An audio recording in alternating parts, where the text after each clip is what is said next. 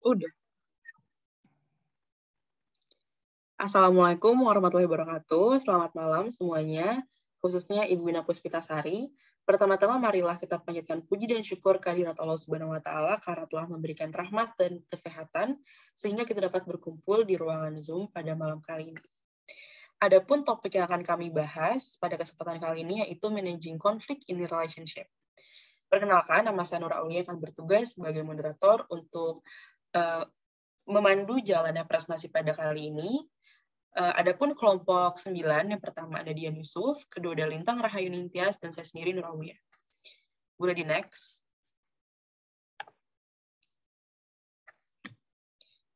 Communication is to a relationship, what breeding is to maintaining life. Kutipan ini menunjukkan pentingnya komunikasi dalam mempertahankan hubungan, seperti pentingnya pula kita bernafas untuk bertahan hidup. Komunikasi tidak sesederhana yang kita kira. Asumsi awal menganggap bahwa komunikasi hanyalah sekedar mengeluarkan suara melalui mulut, didengar oleh orang lain, dan orang lain tersebut meresponnya. Sehingga kita tidak perlu mempelajarinya. Communication is beyond that. Boleh next.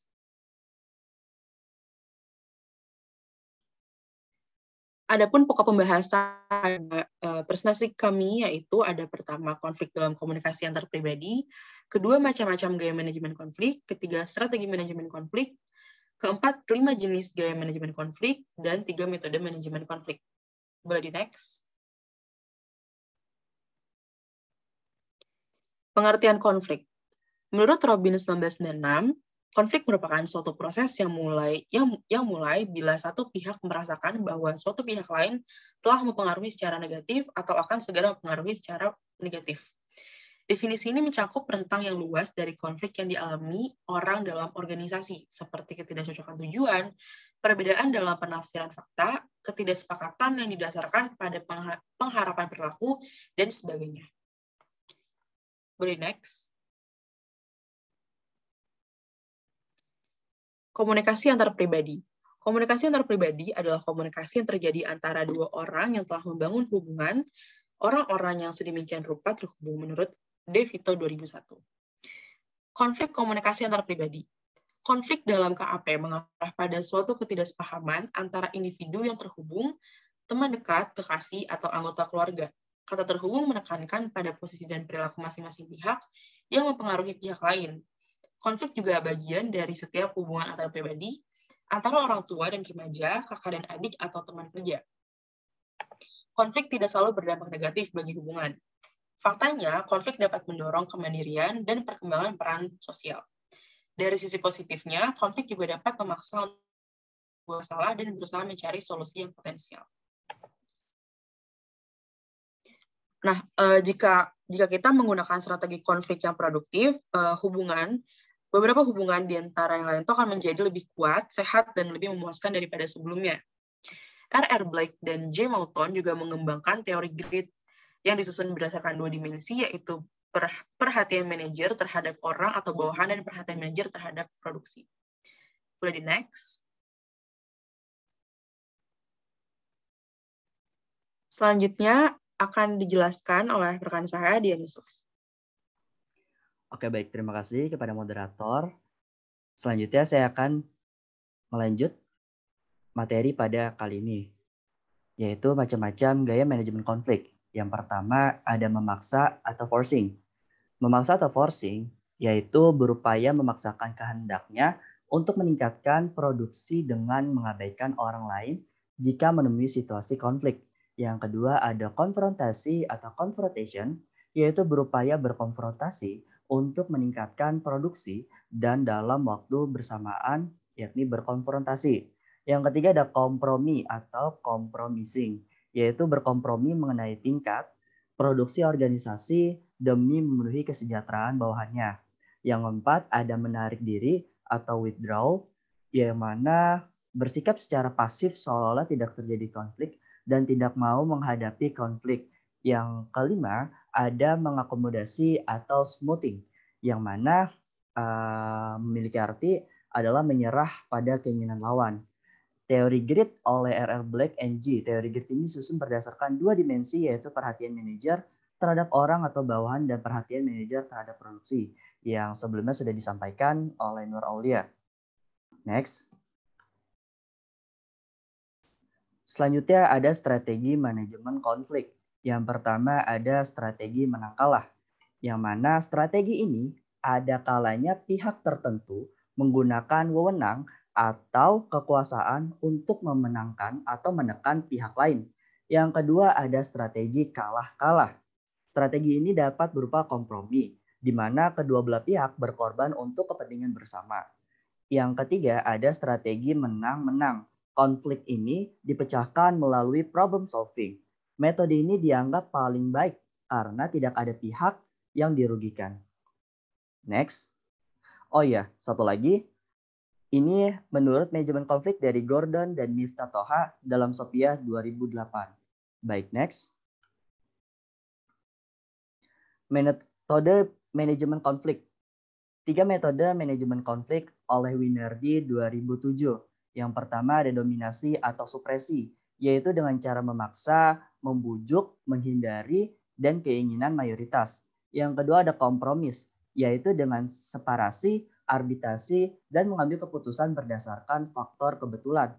Yang ketiga ada pemecahan problem integratif, yaitu dengan konsensus, konfrontasi, dan penggunaan tujuan-tujuan super koordinat. Baik, next. Baik, selanjutnya akan dilanjutkan oleh Saudari Lintang. Ya, baik, terima kasih. Selanjutnya ada konflik dalam keluarga. Konflik terjadi dalam keluarga dalam rangka upaya-upaya para anggota keluarga untuk memperebutkan sumber-sumber daya yang langka, yaitu hal-hal yang diberi nilai seperti uang, perhatian, kekuasaan, dan kewenangan. Dalam memainkan peranan tertentu, para anggota keluarga dapat juga merundingkan atau mengadakan proses tawar-menawar dalam mencapai tujuan yang saling berkompetisi. Next. Selanjutnya ada contoh manajemen konflik dari beberapa situasi, yaitu situasi konflik orang tua dan anak. Pada sebuah kondisi, kerap kali orang tua memaksakan anaknya untuk memilih sekolah dengan pilihan yang telah ditentukannya. Hal ini diyakini oleh sebagian orang tua dengan dalih demi kebaikan. Selanjutnya,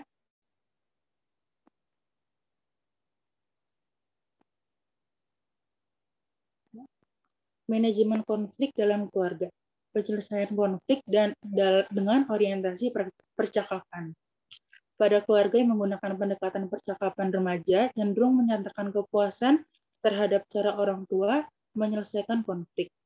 Orang tua memberikan kesempatan remaja untuk mengemukakan pendapat dan berargumentasi.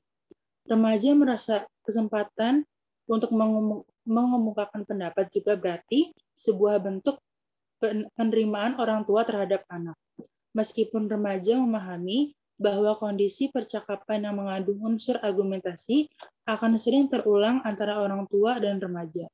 Namun remaja cukup menyadari bahwa orang tua melakukan hal yang benar bagi kepentingan anaknya. Selanjutnya,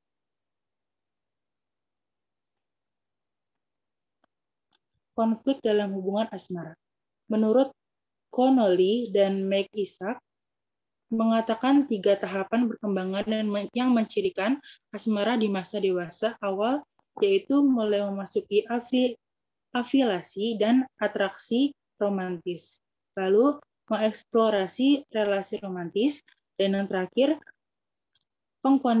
pengkonsolidasi ketertarikan romantis di adik. Selanjutnya,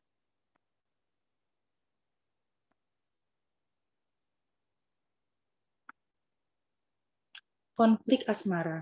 Banyak mahasiswa dewasa awal yang menjalani suatu hubungan berpacaran, konflik yang sering timbul dalam hubungan berpacaran biasanya seperti perbedaan pendapat antara pasangan, ketidakstabilan emosional yang mengakibatkan pengambilan keputusan yang terlalu terburu-buru, serta kurangnya kepekaan akan kebutuhan masing-masing pasangan. Boleh di next?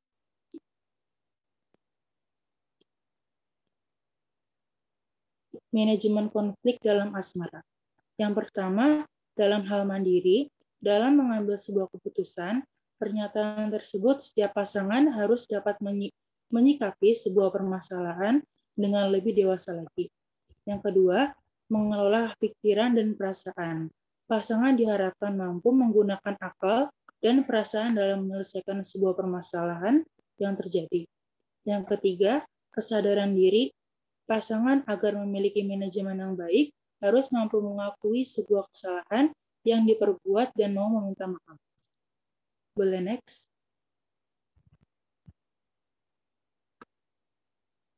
Baik, untuk kesimpulan akan dilanjutkan oleh Nur Aulia. Baik, untuk kesimpulan pada pembahasan kami hari ini, yaitu konflik tidak selalu berdampak negatif bagi hubungan mereka. Faktanya juga, konflik dapat mendorong kemandirian seseorang dan perkembangan peran sosial mereka. Dari sisi positifnya juga, konflik dapat memaksa untuk melihat sebuah masalah dan berusaha mencari solusi yang potensial.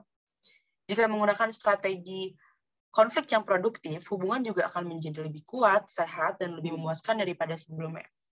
Kemudian juga, baiknya sepakat bahwa konflik adalah hal yang tak terhindarkan, sehingga memiliki keahlian yang mampu berfungsi untuk menyelesaikan konflik yang mampu berfungsi untuk menyelesaikan sebuah masalah dan penting untuk mewujudkan hubungan yang sukses. Cukup sekian presentasi pada malam kali ini. Kurang lebihnya mohon maaf. Wassalamualaikum warahmatullahi wabarakatuh.